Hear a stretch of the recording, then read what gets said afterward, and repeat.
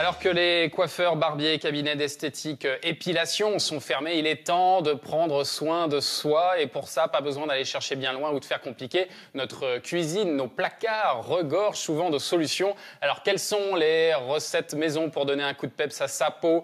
Qu'est-ce que la cure de sébum qui est conseillée en ce moment pour les cheveux? Comment rafraîchir soi-même une coupe de cheveux qui fait un petit peu la tête? On va poser toutes ces questions à nos invités du jour. Avec une revenante dans la quotidienne, Anne-Marie Gabellica. Coucou Anne-Marie, on est ravis de te voir à la maison. Et on rappelle que tu es la fondatrice de la marque de cosmétiques bio et naturels Olution. Et puis avec nous aussi Thomas Girard. Salut Thomas, comment vas-tu? Hello, ça va bien et toi? Je vous raconte un truc. Bah super, il faut que je vous raconte quand même quelque chose. J'ai habité dans la famille de Thomas quand j'avais 13 ans. Thomas, t'avais une petite dizaine d'années quand j'étais élève danseuse au conservatoire. Et on s'est quasiment pas revus depuis plus de 25 ans. Donc je suis ravie de te voir. Pardon, on va se tutoyer du coup. Bah, écoute, et tu es donc, je suis ravie de te revoir. Pardon, excusez-nous pour ce petit aparté. Thomas, tu es coiffeur aux Galeries Lafayette à Paris. Tu es à l'origine du projet solidaire Coiffinement qui propose d'accompagner gratuitement par visioconférence les personnes qui souhaitent rafraîchir leur coupe. Et on te retrouve sur les réseaux sociaux sous le nom de Cire Dorée. Exactement. Alors, on va répondre à une première question. D'abord, c'est Agnès qui vous interroge. Elle dit « J'ai beaucoup de boutons depuis le confinement. Comment ça se fait alors que je ne me maquille plus ?» On a eu plusieurs messages en ce sens, Anne-Marie. D'abord, c'est normal d'avoir plus de boutons pendant le confinement? Et oui, ça peut être un effet totalement inattendu. Il y a deux raisons à cela. En fait, déjà, la première, c'est que on est dans une situation de stress. Et le stress a un impact sur notamment la production de sébum. Et autre facteur qui va jouer sur cette production de sébum, c'est aussi le fait de manger un peu plus souvent. Et on est tenté notamment de manger des sucreries. Tous ces aliments ont des index glycémiques assez élevés, ce qui va provoquer là aussi, en contre-coup, une surproduction de sébum qui va favoriser la survenue des boutons. Donc vraiment, notre alimentation... Et alors qu'est-ce qu'on peut faire alors? Alors, dans ces cas-là... privilégier en termes d'alimentation tout ce qui est des sucres plus lents, c'est-à-dire que on sait qu'en ce moment beaucoup de gens mangent beaucoup de pâtes, on va dire, privilégier des pâtes complètes, du riz complet bien entendu, privilégier aussi des légumineuses du style lentilles, pois chiches, ça peut être vraiment intéressant, et éviter à tout prix de manger des bonbons. Par exemple, si vous avez besoin de manger à 4 heures, vous avez une fringale, essayez plutôt une tranche de pain complet. Vous pouvez prendre du chocolat, mais si c'est du chocolat plutôt très noir, et associé avec du pain, par exemple, et quelques noix, ça est excellent pour la santé. Et là, vous éviterez ce pic de glycémie qui va provoquer souvent des boutons. Très bien. Question de Marc. Mes cheveux commencent à être trop longs et pour moi, le confinement ne doit pas être synonyme de relâchement. Comment rafraîchir ma coupe sans y laisser trop de plumes? Alors d'abord, il faut savoir que Bruno Le Maire a annoncé il y a quelques jours qu'il souhaitait la réouverture de tous les commerces et dont les coiffeurs pour le 11 mai. Mais en attendant, on est beaucoup à s'essayer à la coiffure depuis le début du confinement avec plus ou moins de succès. Tu as tenté, toi, l'expérience Thomas de ton côté? Bon, c'est pas mal, hein? C'est pas mal. Un franc succès, bien sûr. Mais oui. C'est léger, quoi. Voilà. C'est ça. L'idée avec ton initiative, Thomas Girard, c'est pas de se substituer à son coiffeur, mais c'est de rafraîchir un peu la coupe avant de pouvoir y retourner, c'est ça, hein? Oui, alors en fait, je regarde aussi les images de Thomas, c'est spectaculaire quand même, mais bon, c'est pas comme ça. Alors, on aurait pu le faire ensemble, ça aurait été bien. Mais en gros, si vous avez vraiment les cheveux trop longs, ce qui compte, c'est vraiment déjà d'avoir une paire de ciseaux qui coupe bien. Voilà, par exemple, une paire de ciseaux comme celle-ci. Et de la tenir bien droite. De se brosser les cheveux vraiment vers l'avant, si vous avez des cheveux trop longs. Et puis ensuite, vraiment de tracer une ligne qui va être très droite et progressive. Et utiliser vraiment la pointe de son ciseau. Et ça, c'est la meilleure façon de se couper les cheveux quand ils sont très longs. Alors justement, on va le voir concrètement comment ça se passe dans cette vidéo où vous avez aidé Alison à couper les pointes de ses cheveux. Regardez. Et tu vas avec la pointe de ton ciseau et tu vas tout doucement par petites touches. Tu peux pas te rater, ma belle, c'est pas possible. Ah non, remonte pas tes cheveux, laisse-les bien droits. Bien droits. Putain, le trail est nickel. Tu vois? Attends, t'as encore... Regarde, c'est pas parfait encore. Je crois qu'on peut faire mieux. Maintenant, tu sais, tu vas prendre tous tes cheveux comme si tu allais te faire 2 couettes de chaque côté. Et tu vas descendre pour vérifier et sentir par toi-même si tu as un cheveu qui est plus long que l'autre. Et après, tu pinces au bout. Est-ce qu'il y a un truc qui ressort avant l'autre? Ouais, il y en a un. Exact. Ça, c'est une vérif, t'en oublies toujours un. En fait, le secret, c'est juste la manière dont on va donner les conseils, quoi. Donc, on peut dire que tu as réussi la mission. Ah ouais, c'est bien, ça a l'air facile comme ça quand on est guidé par toi, Thomas. D'abord, tu nous parlais des ciseaux, on va y revenir dans un instant, mais est-ce que tu nous conseilles de couper les cheveux sur cheveux mouillés ou sur cheveux secs? Alors, en fait, le mieux, c'est plutôt de le faire sur cheveux secs parce que ça correspond à ta réalité au quotidien, en fait. Si tu prends les cheveux mouillés, ils ont une différence, ils sont moins en mouvement. Du coup, tu es moins habitué à pouvoir les utiliser. Moi, d'ailleurs, je coupe les cheveux depuis le départ, depuis que j'ai démarré ce métier sur cheveux secs. Et c'est vraiment beaucoup mieux, en fait, pour la réalité, la façon dont ça bouge. Tu peux plus facilement les prendre, les couper, en faire un peu ce que tu veux.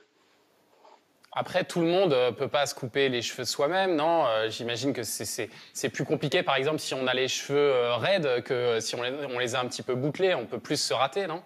En fait, les techniques sont très différentes, mais tout le challenge, c'est de pouvoir en fait s'adapter en fonction des gens, de leur talent naturel. Et en fait, on s'aperçoit qu'ils ont un talent la plupart du temps.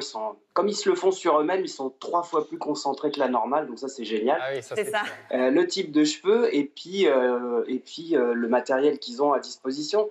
Mais en fait, si vous voulez, il faut avoir une bonne pédagogie et c'est assez impressionnant. En fait, les gens sont capables de faire des trucs super. Ça les transforme pas en coiffeurs. Hein.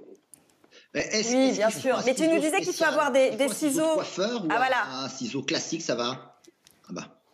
Alors, dans l'ordre du top au moins bien, le mieux c'est si vous n'avez pas de ciseaux de coiffeur, le mieux c'est ouais voilà Maya, c'est ça. Exactement. En fait, c'est le ciseau de couture qui est top, qui marche très bien. Ah ouais. Le ciseau de bureau qui est pas mal.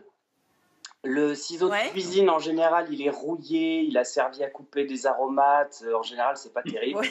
Et le plus compliqué pour faire du rendement et quelque chose d'important, c'est le fameux ciseau à ongles que je vois en dernier, là, qui, en plus, s'il est courbé, facilite pas du tout la vie. Ah mince, moi j'ai fait la frange avec, et bah, du coup, c'est pour ça que je l'ai enlevé carrément.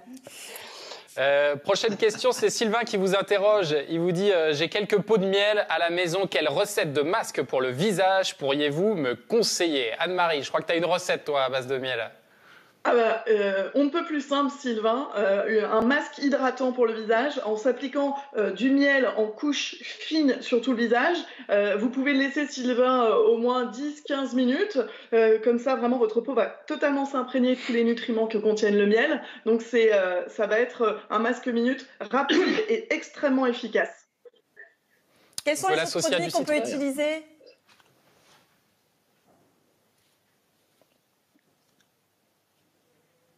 On peut l'associer avec du citron, Anne-Marie aussi. Oui, tout à fait. La petite astuce, c'est que si tu veux que ce masque hydratant ait une action éclat, donc légèrement exfoliante, tu vas en réalité mettre 2 cuillères à soupe de miel, tu vas mettre 1 cuillère à café de citron, et l'action du citron va être de légèrement renouveler voilà, ton épiderme, et ça va avoir cette action éclat que tu recherches. Donc tu vois, en rajoutant juste ce petit ingrédient-là, tu vas avoir en plus un masque hydratant et éclat. Et tu as encore un 3e masque à nous proposer avec de l'avocat, je crois. Ah, très bien. Oui, là notamment, alors c'est de l'avocat mixé, Gérard, donc c'était peut-être pas... moins bien. Je ne te conseille pas d'y participer, donc. En réalité, c'est lorsque vous avez une peau plus sèche, en ce moment plus fragile, vous sentez qu'elle a tendance à avoir des rougeurs ou voilà, qu'elle supporte moins bien quoi que vous mettiez dessus, et bien dans ces cas-là, vous prenez un avocat mixé, vous pouvez l'appliquer directement en couche assez épaisse sur le visage, laisser agir. Vous pouvez même rajouter une huile alimentaire. Et si vous avez de l'huile de colza à la cuisine, ça sera fabuleux parce que l'huile de colza est très riche en oméga 3, apaisant. Donc vous mélangez cela avec votre avocat et vous réalisez ainsi un masque apaisant, nourrissant, qui va vraiment vous faire du bien, notamment si vous avez la peau sensible. Et Anne-Marie, le masque, on peut se le faire aussi sur les cheveux, non ? Bien entendu, tu peux, tout ce que je viens de te dire, que ce soit du miel ou de l'avocat, l'appliquer sur tous les cheveux en pensant bien entendu au cuir chevelu. C'est important puisqu'il y a la peau du cuir chevelu, bien entendu, et aller jusqu'aux pointes. On peut même évidemment utiliser de l'huile, mais de l'huile pure. Par exemple, ton huile de tournesol que tu vas retrouver, tu peux la mettre avec ton avocat et rajouter, là c'est la petite astuce, le jus de citron dont on a parlé tout à l'heure, ou du vinaigre, n'importe lequel, même le vinaigre blanc, si vous n'avez que ça ira très bien. Pourquoi ? Parce que le vinaigre va permettre dans ce mélange-là de donner plus de brillance aux cheveux. Donc vraiment le côté nutritif et brillance. Bien sexy là. Alors, on va continuer à parler des cheveux avec cette question de Justine qui concerne beaucoup de nos téléspectateurs. Ils ont été nombreux à nous interroger là-dessus. Mes racines commencent à être apparentes et je ne trouve pas ça joli. Qu'est-ce que je peux faire avant de retourner chez le coiffeur ? Thomas Girard, en attendant de refaire sa couleur, on peut se débrouiller avec ce qu'on trouve en supermarché. Il y a des kits racines qui existent. Est-ce que c'est bien ça ? Alors ouais, en fait, il y a des solutions quand même. Alors, ce qui est sûr, c'est que ce qui est beaucoup mieux, c'est si on a le numéro de son coiffeur, on peut toujours l'appeler pour lui demander conseil, parce que c'est toujours mieux, il connaîtra les produits. Alors, on peut toujours, moi ça m'est arrivé, des clientes m'ont téléphoné pour me dire « Oui, alors qu'est-ce que je peux faire pour couvrir mes racines qui repoussent, parce que je n'ai pas du tout envie de passer aux cheveux blancs ». Et dans ces cas-là, on peut les accompagner virtuellement au supermarché pour leur faire acheter en fait ce qui correspond à leurs besoins par rapport à l'échelle des tons, si c'est un blond foncé, tout ça. Donc on essaye souvent de les guider vers un ton plus clair parce que ce genre de coloration a tendance à foncer un peu trop. Et donc ça, c'est une solution qui fonctionne pas mal. Ouais. La deuxième, c'est par exemple aussi de passer aux cheveux gris. J'ai fait une vidéo. Alors justement, écoutez cette question de Catherine qui vous dit « Moi j'ai fait le choix depuis plusieurs années de garder mes cheveux blancs, du coup pas de problème de racines pour moi ». C'est vrai que c'est compliqué parfois, mais c'est peut-être l'occasion, ce confinement, de revenir à sa couleur naturelle, comme Gérard.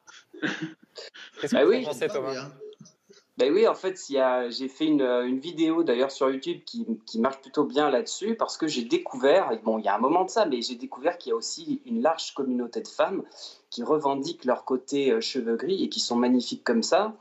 Et la société n'est plus aussi stigmatisante que ça à l'égard des femmes qui osent se laisser pousser les cheveux gris. Après tout, c'est bien pareil pour les hommes, donc c'est quand même pas non plus... C'est le moment ou jamais en fait d'essayer. La plupart des cheveux gris, c'est une couleur comme une autre, c'est très joli aussi. Donc les gens qui veulent se laisser tenter, pas de problème. Si vous ne vous sentez pas prête encore à passer aux cheveux gris, il y a une autre alternative qui sera un entre-deux, qui serait d'utiliser des poudres, on va dire des poudres qui vont teinter vos cheveux de manière naturelle. Donc on pense aussi au henné, au katam, à l'indigo pour des cheveux plutôt foncés. Et ça peut aussi, je pense, constituer une étape, puisque aussi ce type de coloration des cheveux avec des poudres naturelles, ça met un petit peu de temps à se mettre en place. Le temps de trouver le bon mélange, le temps que vraiment la couleur prenne. Donc, c'est aussi l'occasion de tester les poudres naturelles tinctorielles, donc ces poudres qui colorent. Ça peut être aussi le moment d'essayer. Ça marche très bien parce que moi, je l'ai essayé sur mes cheveux, sur tes conseils d'ailleurs, Anne-Marie, l'année dernière. Je mets du henné. Ça a l'avantage pour des cheveux. Alors, oui, ça enlève un petit peu ça brunit un petit peu les cheveux, on va dire, mais c'est un avantage aussi, c'est que ça les gaine et ça les fortifie, j'ai l'impression. Et ça, c'est très agréable. Oui, alors juste avant de conclure, parce qu'on est pris par le temps, désolé, mais il y a Manon qui voulait quand même savoir ce qu'était la cure de sébum, parce que tout le monde lui en parle, mais en quoi avoir des cheveux gras pendant plusieurs jours va leur être profitable.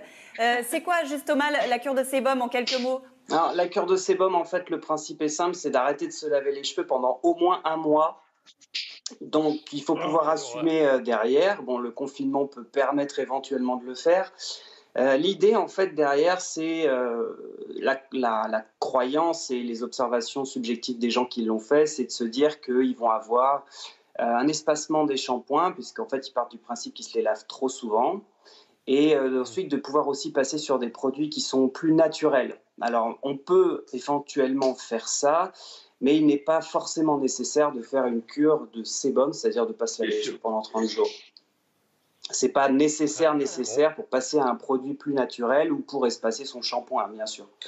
Même moi, d'ailleurs, je le constate, puisque vu que je suis pas soumis au même quotidien à la pollution, puisque les villes sont vachement moins polluées maintenant à cause du confinement, je me rends compte qu'en fait, mes cheveux graissent moins vite déjà. Donc, c'est déjà quelque chose de positif. Effectivement, c'est un des côtés positifs de ce confinement et de cette baisse de la pollution.